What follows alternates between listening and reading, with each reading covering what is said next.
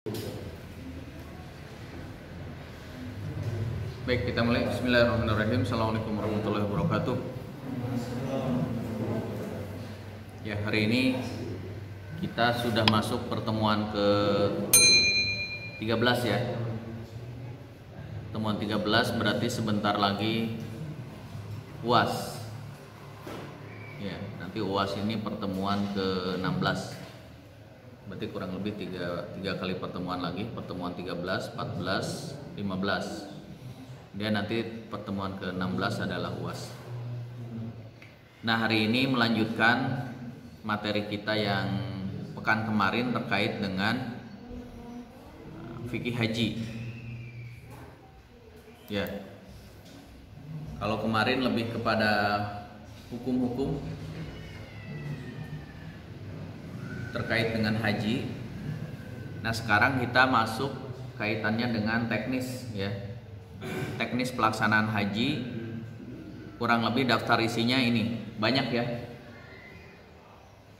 Daftar isinya dari mulai ihram,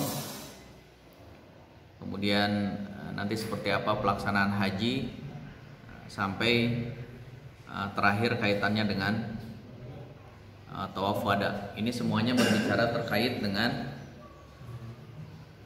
pelaksanaan haji. Nah, ini ya. Jadi ada beberapa istilah yang harus nanti dikuasai ya, dipahami. Yang pertama ada ihram, kemudian nanti kaitannya dengan ihram haji itu seperti apa, yang kita mengenalnya dengan 3 manasik haji. Kemudian ada talbiyah, apa itu talbiyah? Ada mikot, apa itu mikot? Kemudian tawaf, sa'i, wukuf. Itu adalah istilah-istilah yang ada dalam fikih haji. Mudah-mudahan nanti kita sama-sama bisa kita pahami ya. Kita mulai dengan ihram. Apa itu ihram? Ya. Kalau orang yang sedang berihram namanya muhrim. Ya. Bukan mahram ya. Tapi muhrim. Muhrim itu berarti orang yang sedang ihram. Baik itu ihram haji ataupun ihram umroh. Jadi ihram ini kalau secara definisi yaitu niat untuk melaksanakan haji atau umroh. Itu ihram. Memulainya dari mikot. Apa itu mikot? Nah, nanti akan kita jelaskan. Kemudian ya, mandi, memakai kain ihram. Kita mengenalnya dengan kain ihram. Kalau laki-laki, adapun perempuan tidak ada pakaian khusus, baik itu ketika haji ataupun umroh, yang penting menutup seluruh aurat. Nah, selanjutnya selama perjalanan kita mengumandangkan atau membacakan yang namanya talbiyah. Nah, ini ya, ini yang dimaksud dengan ihram. Jadi harus paham dulu apa itu ihram. Jadi ihram itu intinya adalah niat haji atau umroh. Itu namanya posisinya sedang dalam keadaan ihram. Orangnya berarti sedang muhrim. Ya, muhrim itu berarti orang yang sedang melaksanakan ihram, baik itu ihramnya haji ataupun ihramnya umroh. Baik. Nah, selanjutnya kita mengenal dengan ada istilah 3 macam ihram, atau kita lebih mengenalnya dengan 3 macam manasik haji. Ya, kalau di dalam fikih bahasanya itu 3 macam ihram. Tapi kita mengenalnya dengan istilah 3 manasik haji. Ya, ada 3. Jadi hanya ada 3 nanti yang akan dipilih oleh jamaah haji ketika berangkat haji ke tanah suci. Hanya 3 ini. Yang pertama ada istilahnya qiron, manasik haji qiron, ada tamatu, ada ifrad. Apa saja perbedaan dari 3 manasik ini? Ya, seperti apa perbedaannya? Perbedaannya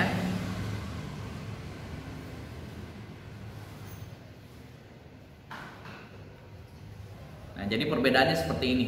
Jadi biar mudah ya.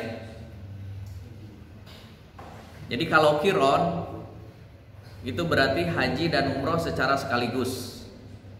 Nanti niatnya juga sama, berarti niatnya sekaligus. Labbaik Allahumma hajjan wa umrotan atau bihajin wa umroh. Saya niat haji dan umroh digabung gitu. Nah kemudian ada yang namanya tamatu. Tamatu itu haji dan umroh dipisah, tapi melaksanakannya di musim haji. Kemudian yang ketiga ifrod. Ifrod ini sesuai namanya fard, berarti sendiri. Ifrod ini adalah hanya melaksanakan haji saja. Dan biasanya ifrod ini dilakukan oleh jamaah haji yang berasal dari kota suci Mekah, orang penduduk asli. Dia hanya melaksanakan haji saja. Kenapa? Karena kalau mereka umroh bisa kapan saja gitu. Nah kalau kita yang dari Indonesia kebanyakan kita itu hajinya haji tamatu. Ada juga sebagian kecil hajinya adalah haji qiron. Ya, itu dari Indonesia. Bedanya apa? Bedanya nanti akan dijelaskan ya. Secara sekilas bedanya itu, kalau ifrod sudah jelas ya. Ifrod kan haji saja. Tapi bedanya qiron sama tamatu, nanti bedanya itu adalah ketika datang kita melaksanakan umroh. Ya, tawaf, sa'i. Nah, selesai sa'i, kalau yang haji qiron itu tidak melaksanakan, tidak tahallul, tidak cukur. Itu haji qiron. Kalau haji tamatu, setelah tawaf kemudian sa'i, cukur, tahallul. Dan setelah tahallul berarti larangan-larangan ihram sudah tidak berlaku kecuali hubungan suami istri. Itu yang tamatu. Kalau yang qiron enggak. Kalau yang qiron, jadi setelah tawaf kemudian sa'i, dia tidak cukur. Dan dia tetap berlaku larangan-larangan ihramnya. Jadi kalau yang laki-laki tetap pakai kain ihram sampai menunggu waktu haji. Kalau yang tamatu enggak, kain ihramnya dilepas, pakai baju biasa lagi. Nah, nanti baru pakai kain ihram lagi ketika mau haji. Itu bedanya. Karena kalau qiron ini haji dan umrohnya digabung. Kalau tamatu haji dan umrohnya dipisah. Itu yang membedakan. Makanya kalau jamaah haji dari Indonesia rata-rata tamatu. Ya. Tapi ini masuk rukun haji saya. Iya, masuk. Qiron itu jarak dari haji dan umroh itu Ustaz. Nah, rata-rata kalau yang qiron dia rata-rata ngambilnya itu kloter terakhir.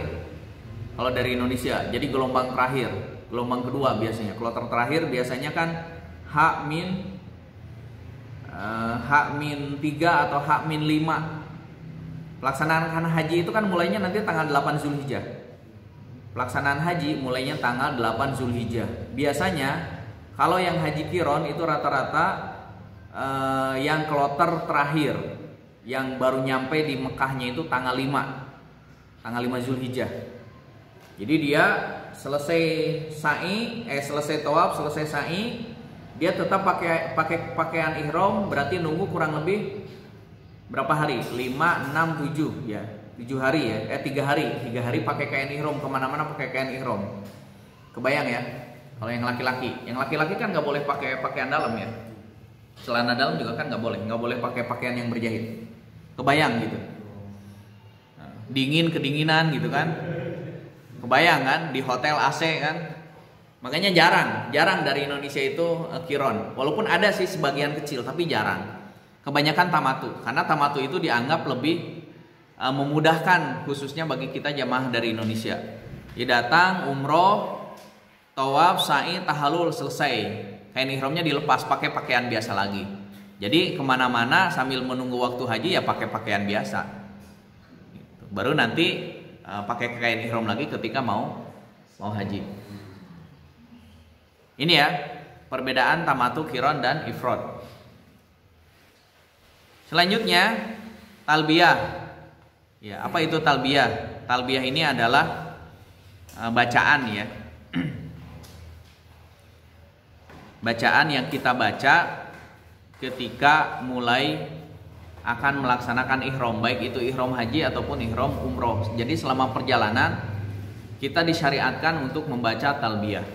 Ya, misalkan kalau jamaah haji dari Indonesia, misalkan kalau yang gelombang pertama itu kan ke Madinah dulu. Gitu. Jadi dari mulai Madinah menuju ke kota suci Mekah itu membaca talbiyah. Atau kalau misalkan yang gelombang terakhir atau yang gelombang kedua biasanya melalui Jeddah langsung ke Mekah. Nah dari Jeddah, dari bandara Jeddah ke Mekah itu membaca talbiyah. Gitu. Bacaan talbiyah yang kita sering dengar ya. Ya ini bacaannya. Labbaik Allahumma labbaik, labbaik la syarika laka labbaik, innal hamda wan ni'mata laka wal mulk la syarika lak. Terus ini diulang-ulang dari tempat mikot sampai menuju ke Mekah. Begitupun nanti kalau haji. Jadi selama perjalanan misalkan dari Mekah ke Mina, dari Mina ke Arafah, dari Arafah ke Muzdalifah, di perjalanan selalu membaca talbiyah ini. Dan disunahkan memang membaca talbiyah ini dengan suara yang lantang gitu ya. Kecuali kalau perempuan ya secukupnya aja. Tapi kalau laki-laki disunahkan dengan suara yang nyaring. Oke ya, ini talbiyah. Kemudian mikot. Apa itu mikot? Jadi mikot itu al-mawaqit, jam'u mikot. Jadi mikot itu ada dua, ada mikot waktu, ada mikot tempat. Mikot waktu itu adalah pelaksanaan haji. Jadi pelaksanaan haji itu ya hanya bisa dilakukan di bulan haji. Ya, yaitu di bulan Zulhijjah. Selain bulan itu ya nggak bisa. Makanya kalau kita ke pembahasan kemarin, ketika ada seseorang ingin menghajikan orang tuanya, berarti tidak bisa di satu waktu dia melaksanakan haji 2 kali, nggak bisa. Kalau misalkan tahun ini haji untuk dirinya sendiri, nah haji untuk orang tuanya yang sudah meninggal, berarti nanti di tahun berikutnya atau di tahun keberapa gitu ya. Nah itu, maka haji itu hanya bisa dilakukan di waktu haji. Itu yang dimaksud dengan mikot waktu. Kemudian yang kedua ada yang namanya mikot tempat. Jadi mikot tempat itu adalah setiap yang mau haji ataupun yang mau umroh harus melewati tempat mikot ini, yang kita mengenalnya dengan mikot makani atau mikot tempat. Mikot tempat itu mana saja? Nah, di dalam hadis disebutkan mikot tempat ini ada 5 ini. Ya bisa kita lihat ya di gambar. Ini posisinya Mekah. Yalamlam ini dari Yaman. Qarnul Manazil ini dari Najd. Dari Najd itu berarti ibu kotanya Saudi Arabia, Jeddah, Riyadh. Qasim, Riyadh, ya sekitar itulah Najd. Terus dari Irak, Zatul Irak dari sebelah sana arahnya. Kemudian Zufah, ya. Kemudian Zufah, kemudian Zulhulaifah, ya. Jadi Zufah ini penduduk Syam. Syam ini berarti kan Suriah dan sekitarnya Palestina, itu dari Syam. Kalau Zulhulaifah dari Madinah, ya dari Madinah. Nah ini yang sudah ditentukan mikot makani atau mikot tempat dalam pelaksanaan haji atau umroh. Pertanyaannya, Ustadz kalau dari Indonesia mikotnya mana? Ada yang tahu? Indonesia mikotnya dari mana? Indonesia? Ya. Ya. Indonesia itu ya, Indonesia itu ada dua. Kalau ke Madinah dulu, Madinah ya.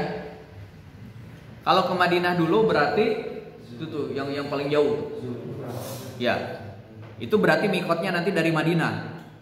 Kayak misalkan yang berangkat haji gelombang pertama itu biasanya ke Madinah dulu. Tidak langsung ke Mekah. Di Madinah dulu 8 hari, 9 hari ya. 8 hari 9 malam. Kemudian dari Madinah baru ke Mekah. Biasanya yang jamaah umroh juga begitu. Ada yang ke Madinah dulu baru ke Mekah, ada ke Mekah terus baru ke Madinah. Karena pelaksanaan haji bukan di Madinah ya, pelaksanaan haji di Mekah. Ya. Jadi kalau dari Indonesia gelombang pertama biasanya ke Madinah dulu. Berarti nanti mikotnya di Zulhulaifah, di Madinah.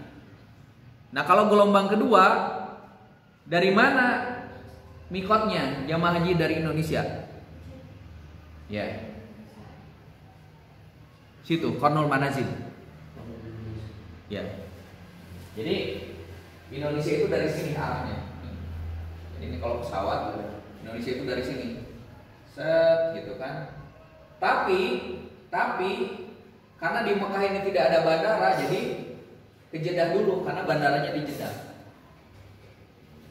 Ya. Makanya nanti di Indonesia ada dua. Nah, kayak Muhammadiyah, Persis itu pakai kain ihramnya di pesawat. Kenapa? Karena beranggapan bahwa ketika di pesawat sudah melewati mikot. Berarti kalau sudah melewati mikot harus sudah mulai niat haji atau niat umroh. Jadi pakai kain ihramnya itu sudah di pesawat.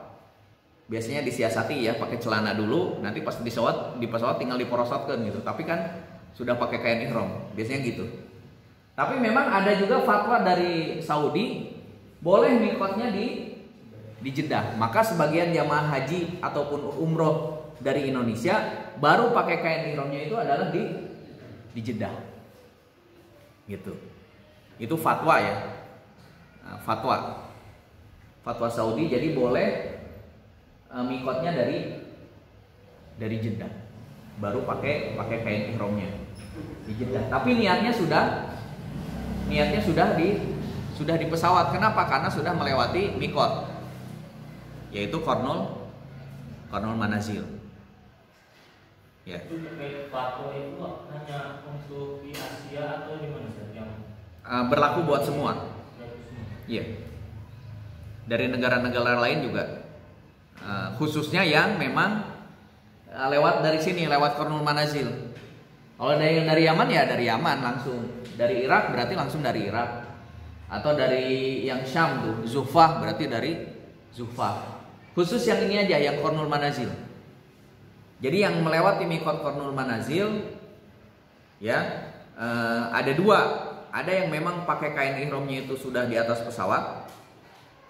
Ada yang memang baru pakai kain ihramnya itu di Jeddah. Walaupun di atas pesawatnya sudah niat. Ya, sudah niat untuk haji atau untuk umroh. Itu khususnya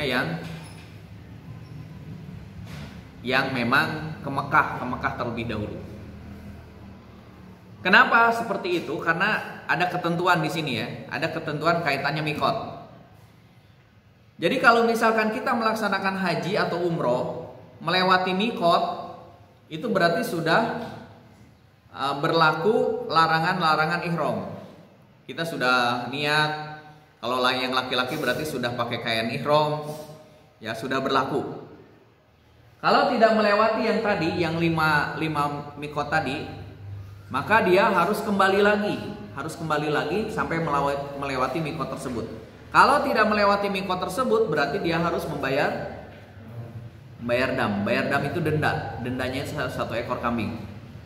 Dendanya 1 ekor kambing mungkin harganya sekitar ya 2 juta atau 2,5 juta gitu ya. Ya. Nah, tapi nanti akan berbeda mikotnya orang Mekah. Bagaimana mikotnya orang Mekah?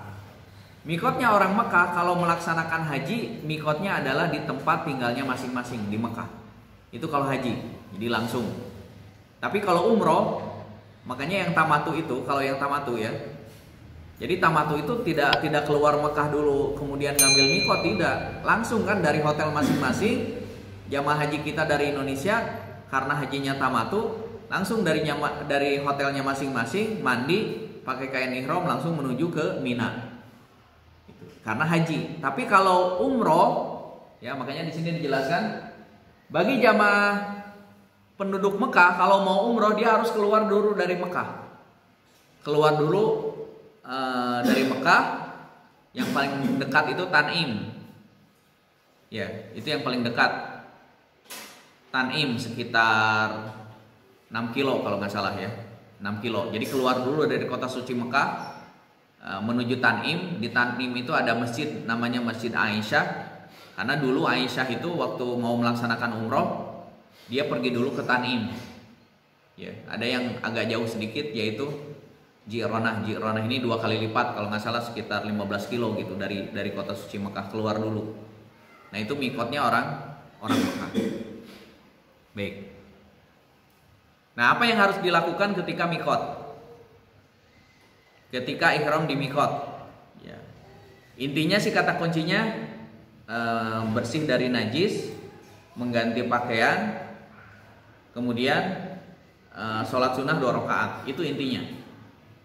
Gitu ya, artinya mandi berarti ya, pokoknya harus dalam keadaan suci ya, suci dari hadas, dari najis. Terus kalau bagi laki-laki ganti pakaian ya, laki-laki ganti pakaian, jadi tidak boleh memakai pakaian yang berjahit, nggak boleh. Jadi hanya dua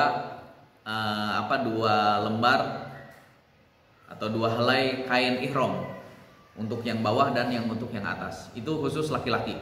Tapi kalau perempuan enggak, perempuan tidak ada pakaian khusus. Itu silahkan.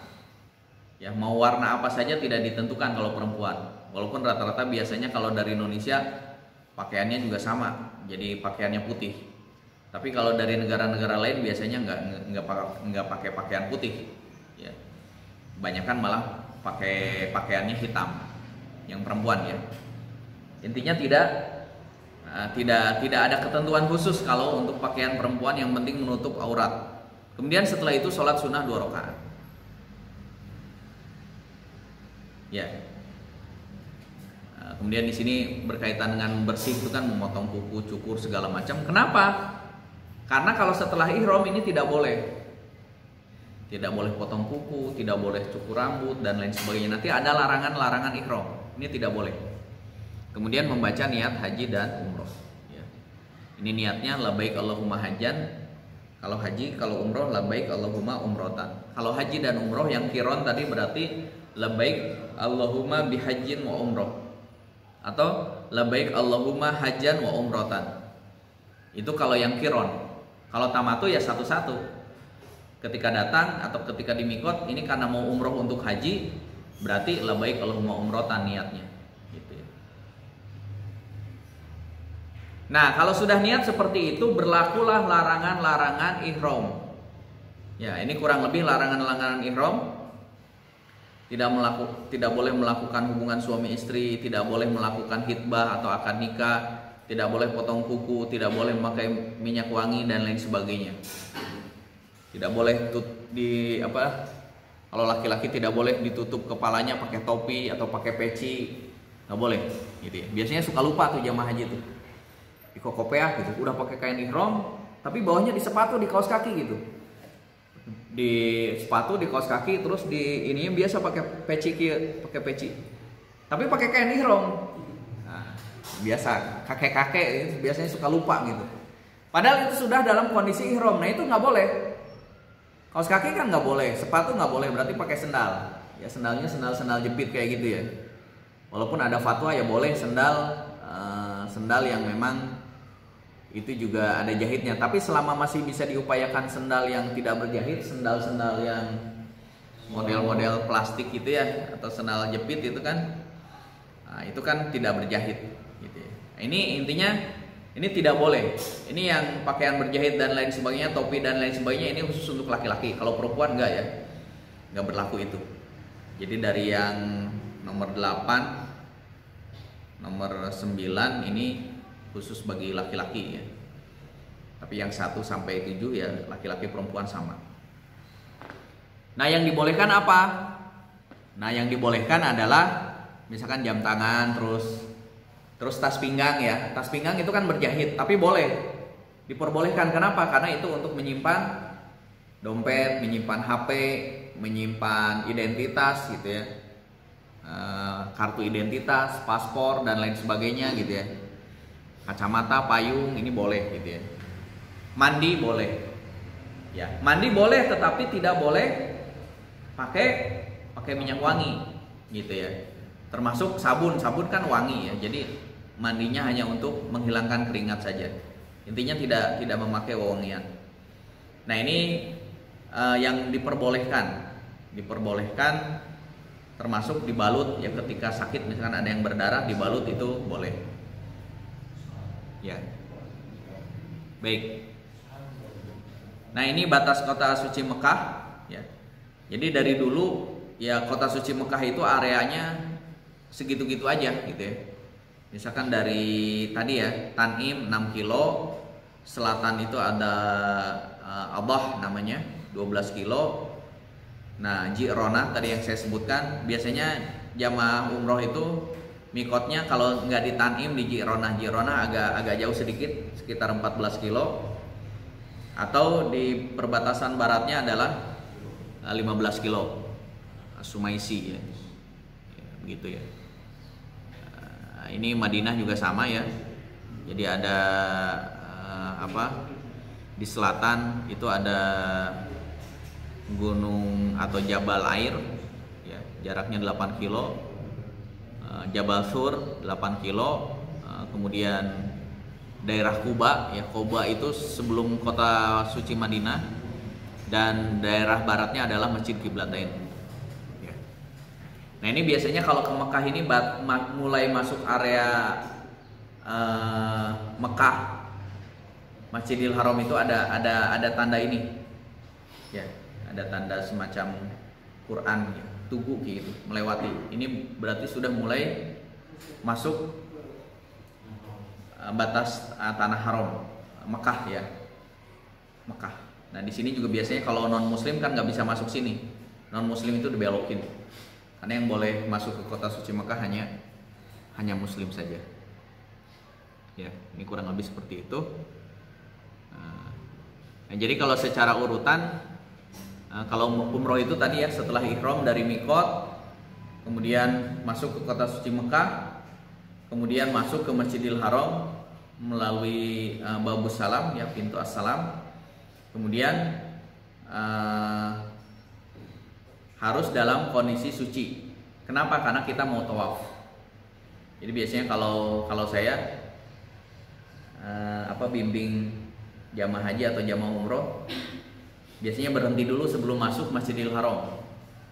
Ditanyakan ke jamaah, Bapak Ibu mangga kalau ada yang mau ke toilet ya, karena toilet hanya ada di luar. Kalau di dalam nggak ada toilet, kan di dalam masjid nggak boleh ada toilet kan. Di dalam paling tempat wudhu aja. Jadi kalau pengen buang air kecil atau buang air besar ya harus keluar masjid. Makanya sebelum masuk ke masjid biasanya kita ingatkan, silakan kalau ada yang mau ke kamar mandi, ke toilet, buang air kecil atau buang air besar. Jadi nunggu dulu tuh. Biasanya nunggu lama tuh, itu nunggu setengah jam karena ngantri juga toiletnya. Berapa jauh jaraknya tuh? Ya? Jarak sampai ke masjid itu toilet itu jauh di sekitar situ sih, di sekitaran pelataran masjid. Di awal mau masuk. Iya, di awal masuk. Bukan yang di sini, bukan di luar. Di luar karena ini sudah masuk area masjid. Ya. Deket sih, di pelataran itu ada hamamat lirijal, hamamat linisa gitu ya.